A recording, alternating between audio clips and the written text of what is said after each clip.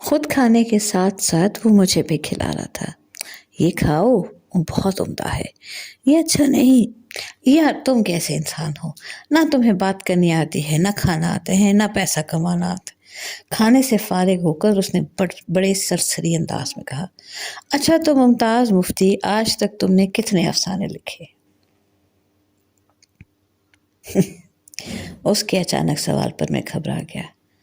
اب آئش وائشائیں نہ کرنا، اس نے مجھے ڈانٹا۔ میں نے شاہد احمد ایڈیٹر ساقی سے تحقیق کر لی ہے، تمہارے 11 افسانے میں نے حاصل کر لیے ہیں، 7 افسانے تم دے دو، ہم تمہارا مجموعہ چھاپیں گے۔ اس کی بات سن کر میں ہکا بکا رہ گیا۔ کہنے لگا، ہم نے ایک ذیلی ادارہ بنایا ہوا ہے جو ادبی کتابیں چھاپتا ہے، مکتبہ اردو، مگر غلط فہمی میں نہ رہنا، ادبی کتاب سے تمہیں صرف 250-300 روپے ملیں گے، اس سے زیادہ نہیں۔ میں خاموش بیٹھا رہا، اور ہاں، وقفے کے بعد وہ پھر بولا، گھبراؤ نہیں، ہم کسی کو نہیں بتائیں گے کہ تم ممتاز مفتی ہو۔ تمہیں نہیں معلوم پبلشرز پردہ رکھنا جانتے ہیں، پردہ رکھنا ان کا کام ہے، پردہ اٹھانا نہیں۔ ٹھیک ہے نا، تمہارا چاؤ پورا ہو جائے گا۔ اس نے پھر مجھے ڈانٹا، لیکن تم احمق ہو، وہ بولا۔ اگر تم ٹرانسلیشن گائیڈ لکھ دیتے تو تمہیں 2-2.5-3 ہزار مل جاتے۔ دفعتاً اسے سوجی، بولا، چلو ہماری آفر اب بھی سٹینڈ کرتی ہے، تم اپنا شوق پورا کر لو، ہم تمہاری کتاب چھاپتے ہیں جب تک تم ہماری ٹرانسلیشن گائیڈ لکھو گے۔ بولو منظور ہے؟ چند ایک ساتھ وہ میری جانب دیکھتا رہا، پھر غصے میں میز پر مکہ مار کر بولا، تم بڑے بد نصیب ہو، ہٹا، دی آفر از کلوزڈ۔ 6 مہینے کے بعد اس کا خط موصول ہوا، لکھا تھا، کتاب چھپ گئی ہے، فوراً لاہور پہنچو۔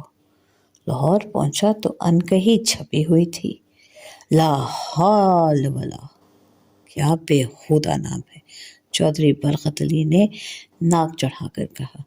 ان میں سٹال ویلیو نہیں، لیکن تمہیں کچھ پتہ بھی ہو، خیر، اپنی رائلٹی لے لو اور مزے کرو، 10% کے حساب سے 300 روپے ہے۔ پھر وہ دفعہ دن رک گیا اور بولا، ممتاز مفتی، یہ بتا، کیا کوئی اچھی چیز ہے جسے خریدنے کو تیرا دل چاہتا ہے؟ اس زمانے میں میری سب سے بڑی آرزو تھی کہ ریڈیو خریدوں، لیکن ریڈیو بہت قیمتی تھے، میری توفیق نہ تھی، چونکہ میری تنخواہ 45 روپے تھی، اس لیے اس آرزو کے پورے ہونے کا کوئی امکان نہ تھا۔ میں نے دبی زبان میں کہا، چودھری، ریڈیو خریدنے کو جی چاہتا ہے، لیکن اس نے مجھے جملہ مکمل کرنے نہ دیا، میری باہ پکڑی، گھسیٹ کر دکان سے باہر لے گیا۔ ایک تانگے میں بٹھا کر وہ مجھے ہال روڈ لے گیا، وہاں ہم ایک دکانوں میں گئے، مختلف ریڈیو دیکھے، ان کی قیمتیں پوچھی، 400-500 سے کم کا کوئی ریڈیو ہی نہ تھا۔ آخر میں نے ایک ریڈیو پسند کیا، اس کا نام ایکو تھا، قیمت 750 روپے تھی۔ اس نے وہ ریڈیو تانگے پر رکھا، بولا، بیٹھ جا، سیدھا اسٹیشن پر جانا، 1 گھنٹے کے بعد قصور کی گاڑی جائے گی۔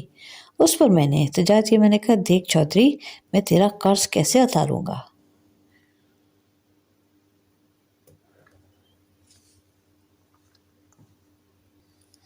کوئی قرض ورز نہیں، وہ چلایا میری طرف سے تحفہ ہے، جاب دیکھ، اسے خیال سے ساتھ لے جانا، توڑ پھوڑ دیا تو میں مرمت کرا کے نہیں دوں گا۔ اوپر تختے پر نہ بیٹھنا، اپنے پاس سیٹ پر رکھنا۔ راستے میں سوچتا رہا، یا اللہ، یہ شخص کیسی مخلوق ہے، ایک طرف سے ریچھ ہے، دوسری طرف سے فاختہ۔ انسان کی شخصیت سے میرا سارا علم خس و خاشاک بن گیا، زمین پر بکھرا ہوا تھا۔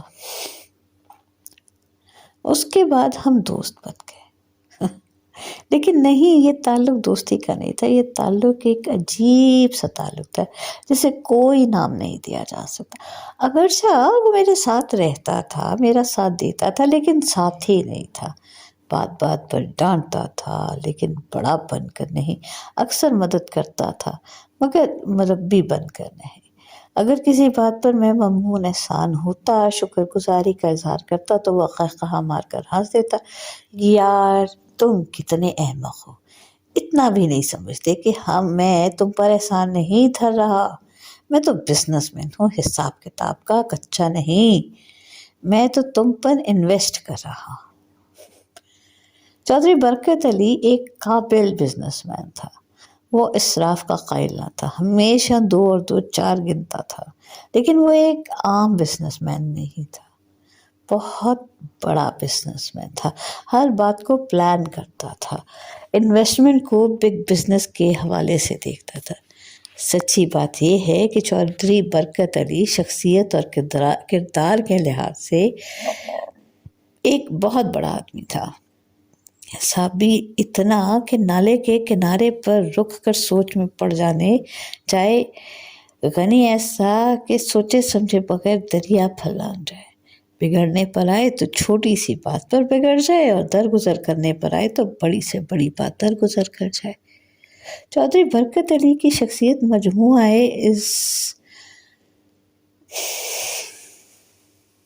ازداد تھی، لیکن اس میں منفی عنصر نہ تھا۔ اسے مل کر پہلی بار میں شخصیت میں پیراڈاکس کا مفہوم سمجھا۔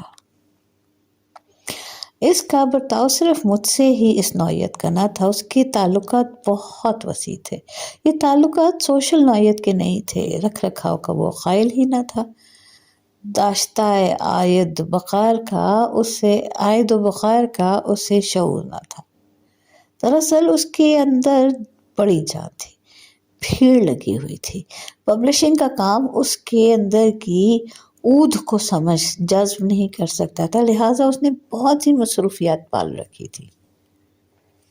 پبلشروں کی ایک تنظیم بنا رکھی تھی، 2 ایک ہائی اسکول چلا رہے تھے، پنجاب بک ڈپو کے علاوہ ادبی کتابیں نشر کرنے کا ایک ادارہ مکتبہ اردو بنا رکھا تھا جو اعلیٰ ادبی کتابیں چھاپنے کے لیے مشہور تھا، ایک ادبی ماہانہ چلا رہا تھا جو ادب لطیف کے نام سے مشہور تھا۔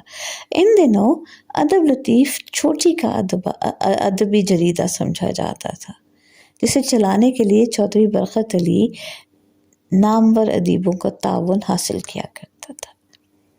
ان دنوں چودھری کے بہت سے نوجوان عزیز و اقربا اس کے گرد جمع ہوتے تھے، نذیر تھا، رشید تھا، بشیر تھا، یہ نوجوان بڑے ذہین تھے، محنتی تھے، وہ برکت علی کی شخصیت سے بے حد متاثر تھے، ان میں کام کرنے کا اس قدر شوق تھا کہ دیکھتے ہی دیکھتے انہوں نے ادب شناسی اور پرنٹنگ میں مہارت حاصل کر لی اور ادبی حلقوں پر چھا گئے۔ اس بات پر حیرت ہوتی تھی کہ شیخ پورہ کے ایک زرعی خاندان سے کس طرح اعلیٰ ادب اور کوالٹی پرنٹنگ پر عبور حاصل کر لیا اور لاہور میں پرنٹرز اور پبلشرز کے حلقوں میں اعلیٰ مقام بھی حاصل کر لیا۔ بہرحال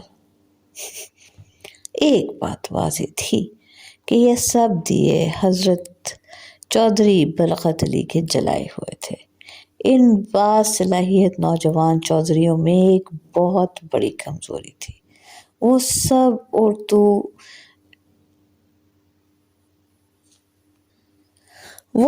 اوور ایمبیشس تھے اور میں سے اس قدر سرشار تھے کہ مل کر کام نہ کر سکے، ورنہ آج چودھری خاندان کا مقام بہت بلند ہوتا۔ آج کے لیے اتنا ہی، باقی انشاءاللہ اگلی قسط میں۔ تب تک کے لیے